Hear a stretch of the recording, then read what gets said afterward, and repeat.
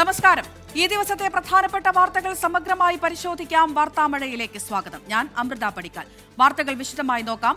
തുറമുഖ, ധാതു, ഏവിയേഷൻ മേഖലകളിൽ പുതിയ പദ്ധതികൾ അവതരിപ്പിച്ചും സ്വകാര്യ നിക്ഷേപം പ്രധാന നയമായും പ്രഖ്യാപിച്ച വി.ഡി. സതീശൻ സർക്കാരിന്റെ ആദ്യ ബജറ്റ്.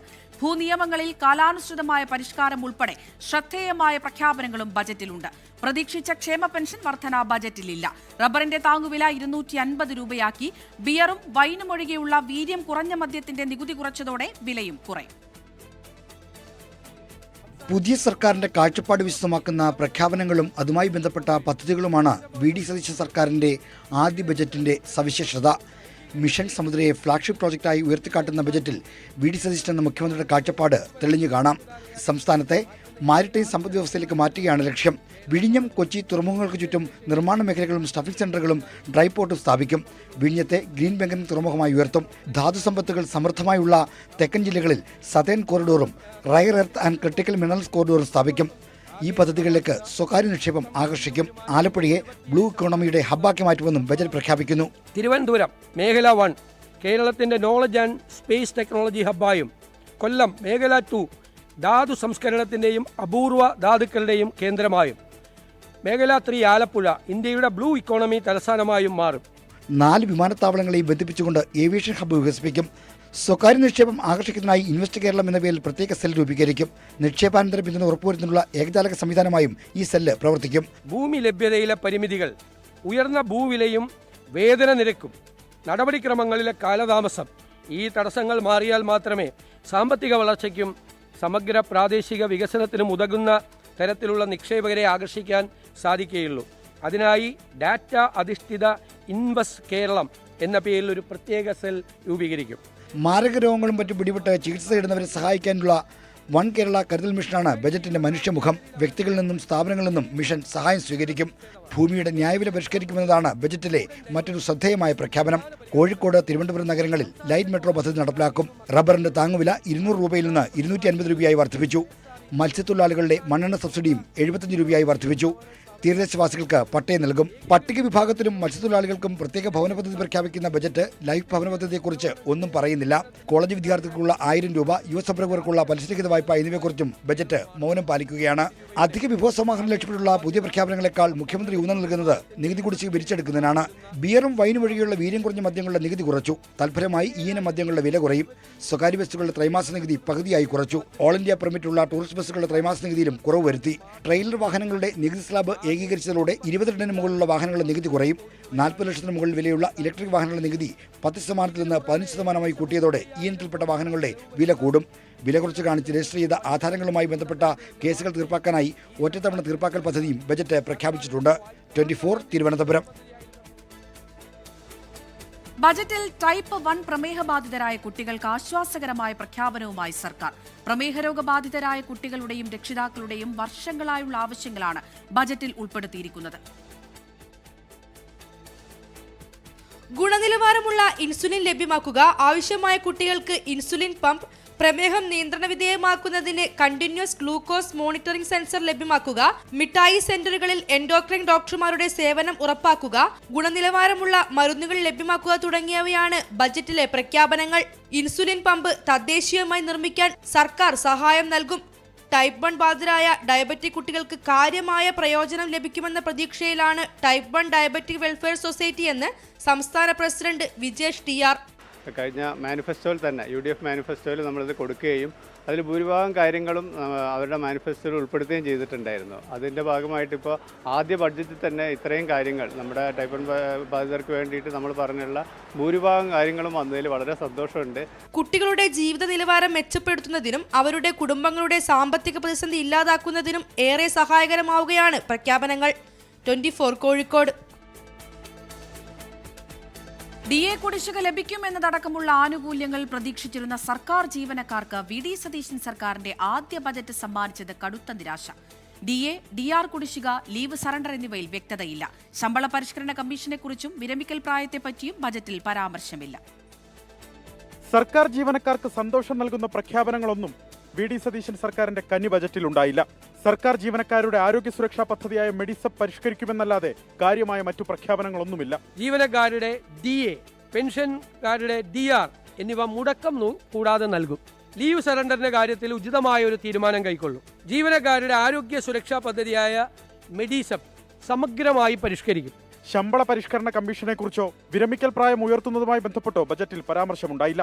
ലീവ് സറണ്ടറിന്റെ കാര്യത്തിൽ ഉചിതമായ തീരുമാനം കൈക്കൊള്ളുമെന്ന് ബജറ്റിൽ വ്യക്തതയില്ലാത്ത പരാമർശം മാത്രം. ജീവനക്കാരുടെ DA, പെൻഷൻകാരുടെ DR എന്നിവ മുടക്കം കൂടാതെ നൽകുമെന്നും ബജറ്റ് പരാമർശിക്കുന്നു.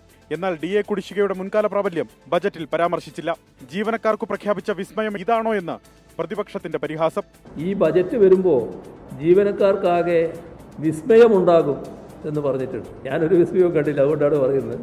ജീവനക്കാർക്ക് എന്താണ് വിസ്മയം ഉണ്ടാക്കാനായത് എന്നത്. ജീവനക്കാർക്കും പെൻഷൻകാർക്കും കുടിശ്ശിക വരുത്തിയത് മുൻ സർക്കാർ എന്ന് മുഖ്യമന്ത്രി തിരിച്ചടിച്ചു. 10 കൊല്ലം അധികാരത്തിൽ ഇരുന്നിട്ട് ഈ കുടിശ്ശിക മുഴുവൻ വരുത്തി വെച്ചിട്ട് അധികാരത്തിൽ നിന്ന് ഒഴിഞ്ഞിട്ട് പുതിയൊരു ഗവൺമെന്റിനോട് ചോദിക്കുക, അത് കൊടുക്കുന്നില്ലെന്ന്.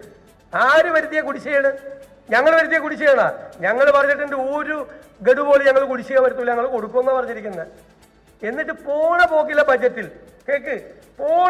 ബജറ്റിൽ അടുത്തോളം കൊടുക്കുന്ന എല്ലാ കുടിശ്ശികയും ഇത്രയും വർഷക്കാലം കുടിശ്ശിക മുഴുവൻ വരുത്തി വെച്ച പിണറായി വിജയൻ വന്ന് ഈ ചോദ്യം എന്നോട് ചോദിക്കണ്ട.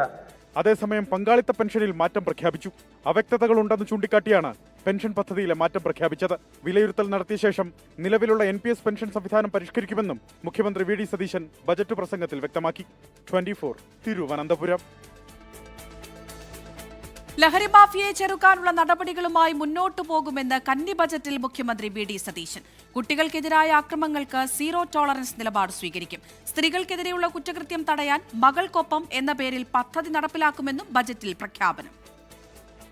ലഹരി മാഫിയയുടെ വേരറുക്കുക എന്ന ലക്ഷ്യത്തോടെയും സംസ്ഥാന സർക്കാർ നടപ്പിലാക്കി വരുന്ന പദ്ധതിയായ ഓപ്പറേഷൻ തൂഫാന് 10 കോടി രൂപ വകയിരുത്തുന്നു. ലഹരിക്കെതിരെ കടുത്ത നടപടികളുമായി മുന്നോട്ടെന്ന് സർക്കാർ വ്യക്തമാക്കുന്നു. ലഹരി തടയാൻ എക്സൈസ് ഓഫീസുകളിൽ ഡ്രഗ് ഡിറ്റക്ഷൻ കിറ്റുകൾ ഉറപ്പാക്കും. ക്യാമ്പസുകളെ ലഹരിമുക്തമാക്കാൻ ഡാർക്ക് നെറ്റ് നിരീക്ഷണം ശക്തമാക്കും. കുട്ടികൾക്കെതിരെയുള്ള അതിക്രമങ്ങൾക്ക് സീറോ ടോളറൻസ് നിലപാട്. കുട്ടികൾക്കെതിരായ അതിക്രമം അറിയിക്കാൻ രഹസ്യ സ്വഭാവമുള്ള പോർട്ടൽ സജ്ജീകരിക്കും. കുട്ടികൾക്കെതിരെയുള്ള അതിക്രമങ്ങളോട് സീറോ ടോളറൻസ് നിലപാട് സ്വീകരിക്കും. ഇത്തരം കേസുകളിൽ പരാതി അറിയിക്കാൻ രഹസ്യ സ്വഭാവമുള്ള toll free help line portal എന്നിവ സജ്ജീകരിക്കും. സ്ത്രീകൾക്കെതിരെയുള്ള കുറ്റകൃത്യങ്ങൾ തടയാൻ മകൾക്കൊപ്പം പദ്ധതി നടപ്പിലാക്കും. സാമൂഹ്യ മാധ്യമങ്ങളിലൂടെ സ്ത്രീകളെ ആക്ഷേപിച്ചാൽ കർശന നടപടി. പോലീസ് സ്റ്റേഷനുകളിൽ സ്റ്റേഷൻ ഹൌസ് ഓഫീസർമാരായി കൂടുതൽ വനിതകളെ നിയമിക്കും. എടപ്പാൾ, പട്ടാഴി എന്നിവിടങ്ങളിൽ പോലീസ് സ്റ്റേഷനുകൾ സ്ഥാപിക്കും. നികുതി തട്ടിപ്പ് തടയാൻ ഇന്റലിജൻസ് സംവിധാനത്തെ പരമാവധി ഉപയോഗപ്പെടുത്തും. ലഹരിവിരുദ്ധ പ്രവർത്തനങ്ങളിൽ ഒട്ടും വിട്ടുവീഴ്ചയ്ക്കില്ലെന്ന് ഉറപ്പിച്ചു പറയുന്നതാണ് ഈ ബജറ്റ്. ഓപ്പറേഷൻ തൂഫാൻ ശക്തമായി തന്നെ മുന്നോട്ടു പോകുമെന്നുള്ള സൂചനകൾ. S. വിനേഷ് കുമാർ, 24 തിരുവനന്തപുരം. ആരോഗ്യ മേഖലയ്ക്ക് പരിഗണന നൽകി VD സതീശൻ സർക്കാരിന്റെ ആദ്യ ബജറ്റ്. പൊതുജനാരോഗ്യ മേഖലയ്ക്കായി 2076 കോടി രൂപ വകയിരുത്തി. Kerala health and life science city രൂപീകരിക്കും. തിരുവനന്തപുരത്ത് 2ാം മെഡിക്കൽ കോളേജ് പ്രവർത്തനക്ഷമമാകും. ഹരിപ്പാട് പുതിയ മെഡിക്കൽ കോളേജ് നിർമ്മിക്കുമെന്നും പ്രഖ്യാപനം. കേരളത്തെ ആരോഗ്യ ടൂറിസത്തിന്റെ ഡെസ്റ്റിനേഷനാക്കി മാറ്റാൻ റീച്ച് കേരള പദ്ധതിയും പ്രഖ്യാപിച്ചു. ഉയർന്ന ആരോഗ്യ ചികിത്സാ ചെലവ് കുറയ്ക്കാൻ സർക്കാർ ഇടപെടൽ. കാസർഗോഡ്, ഇടുക്കി, വയനാട്, മഞ്ചേരി മെഡിക്കൽ കോളേജുകളുടെ നവീകരണത്തിനും തിരുവനന്തപുരത്ത് 2ാം മെഡിക്കൽ കോളേജ് പ്രവർത്തനക്ഷമമാക്കുന്നതിനും ഹരിപ്പാട് പുതിയ മെഡിക്കൽ കോളേജ് സ്ഥാപിക്കുന്നതിനുമായി 100 കോടി രൂപ. മൾട്ടി സ്പെഷ്യാലിറ്റി ആശുപത്രികൾ, മെഡിക്കൽ കോളേജുകൾ, പരിശീലന കേന്ദ്രങ്ങൾ, ഗവേഷണ ലാബറട്ടറികൾ, ഡയഗ്നോസ്റ്റിക് കേന്ദ്രങ്ങൾ, പുനരധിവാസ കേന്ദ്രങ്ങൾ എന്നിവയും രോഗികൾക്കും കൂട്ടിരിപ്പുകാർക്കും ആവശ്യമായ അനുബന്ധ സൗകര്യങ്ങളും സംയോജിപ്പിച്ച് വികസിപ്പിക്കുന്ന ആരോഗ്യ സംവിധാനമാണ് Kerala health and life science city. മലപ്പുറത്ത് ആധുനിക രീതിയിലുള്ള ക്യാൻസർ സെന്റർ സ്ഥാപിക്കും. മലപ്പുറം താലൂക്ക് ആശുപത്രിയെ സൂപ്പർ സ്പെഷ്യാലിറ്റി ജനറൽ ആശുപത്രിയായി ഉയർത്തുന്നതിന്റെ പ്രാഥമിക ചെലവുകൾക്ക് 5 കോടി. എറണാകുളം മെഡിക്കൽ കോളേജ് നവീകരണത്തിന് 10 കോടി. തെരഞ്ഞെടുത്ത മെഡിക്കൽ കോളേജുകൾക്ക് സ്വയംഭരണ പദവിയും എയിംസ് നിലവാരത്തിലുള്ള സേവനങ്ങളും അക്കാദമിക മികവും കൈവരിക്കാൻ ആവശ്യമായ പിന്തുണ നൽകും. അത്യാഹിത ട്രോമ ചികിത്സ ഏറ്റവും കുറഞ്ഞ സമയത്തിനുള്ളിൽ ലഭ്യമാക്കുന്നതിനായി ഗോൾഡൻ അവർ പ്രോജക്ട്. 40 വയസ്സു കഴിഞ്ഞവർക്ക് വർഷത്തിലൊരിക്കൽ ആരോഗ്യ പരിശോധന നടത്തുന്നതിന് ധനസഹായം നൽകുന്ന പദ്ധതി ആവിഷ്കരിക്കും. പകർച്ചവ്യാധികളെ ഫലപ്രദമായി തടയുന്നതിന് ആരോഗ്യവകുപ്പും മെഡിക്കൽ വിദ്യാഭ്യാസ വകുപ്പും തമ്മിലുള്ള ഏകോപനം കൂടുതൽ ശക്തിപ്പെടുത്താനുള്ള സംവിധാനങ്ങൾ സൃഷ്ടിക്കും. ആദിവാസി മേഖലയിൽ ട്രൈബൽ ഹെൽത്ത് ക്ലസ്റ്ററുകൾ, തീരദേശ മേഖലയിൽ പ്രത്യേക കോസ്റ്റൽ കെയർ യൂണിറ്റുകൾ, പരിശോധനാ സൗകര്യങ്ങൾ കുറവുള്ള ഗ്രാമീണ മേഖലയിൽ മൊബൈൽ ടെസ്റ്റിംഗ് ലാബ് സൗകര്യം, സ്പൈനൽ മസ്കുലർ അട്രോഫി അടക്കമുള്ള അപൂർവ രോഗങ്ങൾക്ക് മരുന്നുകൾ ലഭ്യമാക്കാൻ നടപടി സ്വീകരിക്കും. എൻഡോസൾഫാൻ ദുരിതബാധിതരെ വരെ സർക്കാർ ഏറ്റെടുക്കും. മാരക രോഗങ്ങളിൽ ദുരിതമനുഭവിക്കുന്നവർ, ആവശ്യമായ വിദ്യാഭ്യാസം ലഭിക്കുന്നതിന് കഴിയാത്ത കുട്ടികൾ തുടങ്ങി ബുദ്ധിമുട്ട് അനുഭവിക്കുന്നവരെ ചേർത്ത് നിർത്തുന്ന വൺ കേരള കരുതൽ മിഷനും ബജറ്റിൽ പ്രഖ്യാപിച്ചു. വിദ്യാർത്ഥികൾക്ക് ആരോഗ്യപരമായ ജീവിതശൈലികളെക്കുറിച്ച് പരിശീലനം നൽകുന്നതിന് സ്കൂൾ ഹെൽത്ത് ബ്രിഗേഡ് രൂപീകരിക്കാനും തീരുമാനമുണ്ട്. 24 തിരുവനന്തപുരം.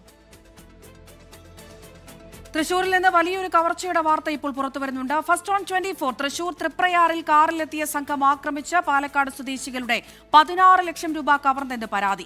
യുവാക്കളുടെ കാറിന്റെ ചില്ല് തകർത്ത് മുളകുപൊടി സ്പ്രേ ചെയ്താണ് പണം തട്ടിയത്.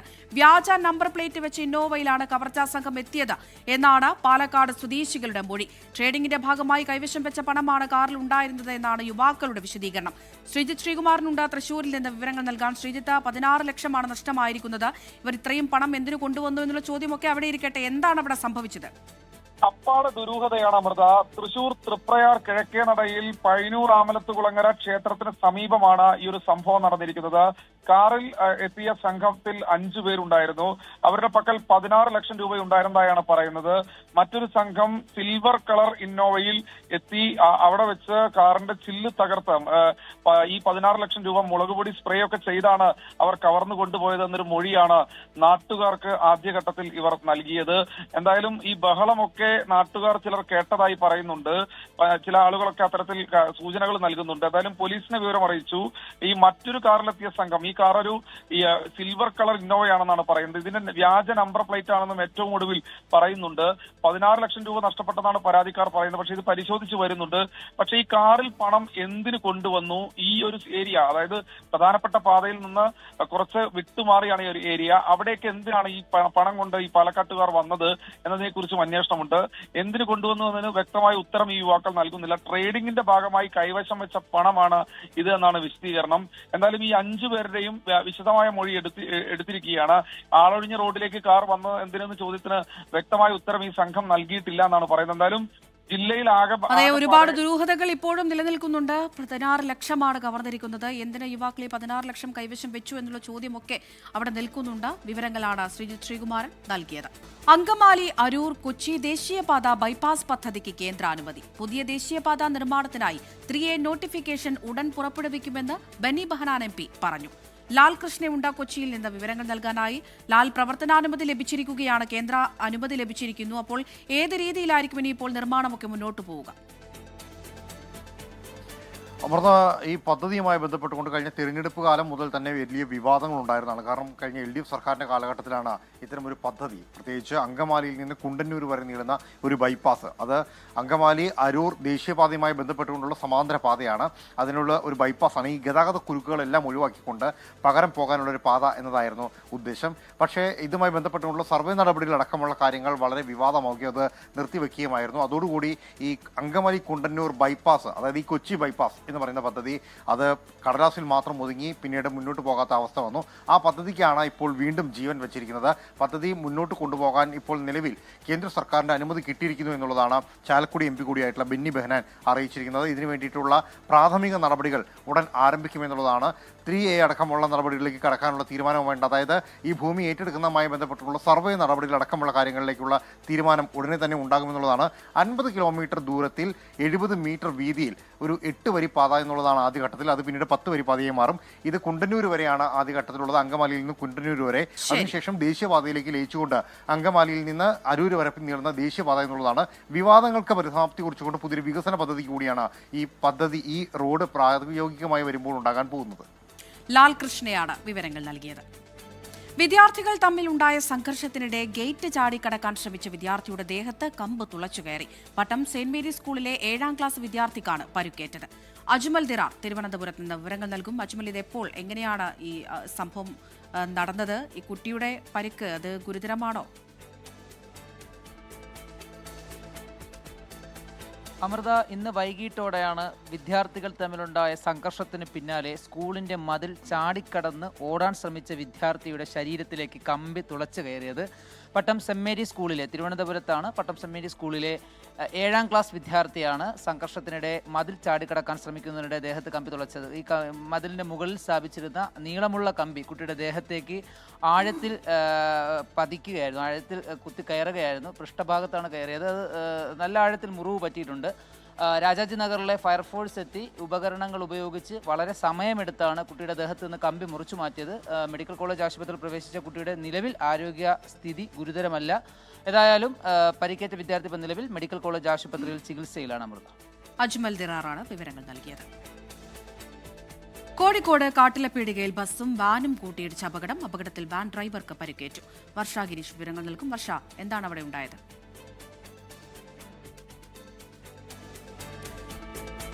ശരി, വർഷയിലേക്ക് എത്താൻ കഴിയുന്നില്ല. കോഴിക്കോട് കാട്ടിലപ്പീടികയിലാണ് ബസ്സും വാനും കൂട്ടിയിടിച്ച് അപകടമുണ്ടായത്. നമുക്ക് ആ ദൃശ്യങ്ങളിൽ നിന്ന് തന്നെ കാണാൻ കഴിയുന്നുണ്ട്. അപകടത്തിൽ വാൻ ഡ്രൈവർക്ക് പരിക്കേറ്റിട്ടുണ്ട് എന്നാണ് നമുക്ക് ലഭിക്കുന്ന വിവരങ്ങൾ.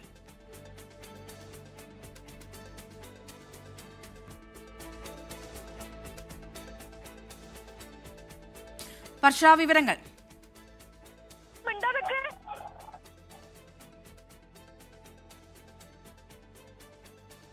ശരി. Flowers top singer season 7 audition നാളെയും മറ്റന്നാളും നടക്കും. എറണാകുളം വൈറ്റില മെർമീഡ് ഹോട്ടലിലാണ് ഓഡിഷൻ. രാവിലെ 9 മണി മുതൽ വൈകിട്ട് 5 മണി വരെയാണ് ഓഡിഷൻ സമയം. 14 വയസ്സ് വരെയാണ് പ്രായപരിധി. ഇതുവരെ പങ്കെടുക്കാൻ കഴിയാത്ത കേരളത്തിന്റെ എല്ലായിടത്തു നിന്നുമുള്ളവർക്ക് ഈ ഓഡിഷനിൽ പങ്കെടുക്കാം. സ്പോട്ട് രജിസ്ട്രേഷനും ഉണ്ടായിരിക്കും. 6 വയസ്സ് വരെ പ്രായമുള്ള ലിറ്റിൽ ഏഞ്ചൽസിനും സ്വാഗതം. കൂടുതൽ വിവരങ്ങൾക്ക് 7593829871 എന്ന നമ്പറിൽ ബന്ധപ്പെടാം. സ്മാർട്ട് ഫോൺ ബ്രാൻഡായ ടെക്നോയുടെ ഏറ്റവും പുതിയ സ്മാർട്ട് ഫോൺ ടെക്നോ പോവ 8 5Gയുടെ ലോഞ്ച് നടന്നു. മൈജി ചെയർമാൻ AK ഷാജി, ടെക്നോയുടെ national modern trade head Deepanshu Arora എന്നിവർ ചേർന്ന് പുതിയ ഫോൺ പുറത്തിറക്കി. MyG assistant vice president Ratheesh Kuttath, Sijo James, Muhammad Mansoor തുടങ്ങിയവർ ചടങ്ങിൽ പങ്കെടുത്തു. 8000 mAh മെഗാ ബാറ്ററിയാണ് ഫോണിന്റെ പ്രധാന ആകർഷണം. അമേരിക്കയല്ല ഇറാനാണ് നിരാശ മൂലം ചർച്ചയുടെ വഴി തെരഞ്ഞെടുത്തതെന്ന് അമേരിക്കൻ പ്രസിഡന്റ് ഡൊണാൾഡ് ട്രംപ്. ഇറാന്റെ കാര്യം തീർന്നെന്നും ട്രംപ് ട്രൂത്ത് സോഷ്യലിൽ. അമേരിക്കയിൽ നിന്ന് നയാ പൈസ പോലും ഇറാന് ലഭിക്കില്ല. യുദ്ധം ഇറാന്റെ നാവികസേനയെയും വ്യോമസേനയും വ്യോമ പ്രതിരോധ ഉപകരണങ്ങളും ഇല്ലാതാക്കിയെന്നും ട്രംപ്. ഇറാനും അമേരിക്കയും തമ്മിൽ സ്വിറ്റ്സർലൻഡിൽ ഇന്ന് നടക്കാനിരുന്ന ചർച്ച വൈറ്റ് ഹൌസ് രാവിലെ റദ്ദാക്കിയിരുന്നു. അമേരിക്കയാണ് ചർച്ചയ്ക്കായി ഇറാന് പിന്നാലെ വന്നതെന്ന് ഇന്നലെ പരമോന്നത നേതാവ് മുജ്തബ ഖമനയി പറഞ്ഞിരുന്നു. ഈ വാർത്തയുടെ വാർത്താമഴ പൂർണ്ണമാവുകയാണ്. നമസ്കാരം.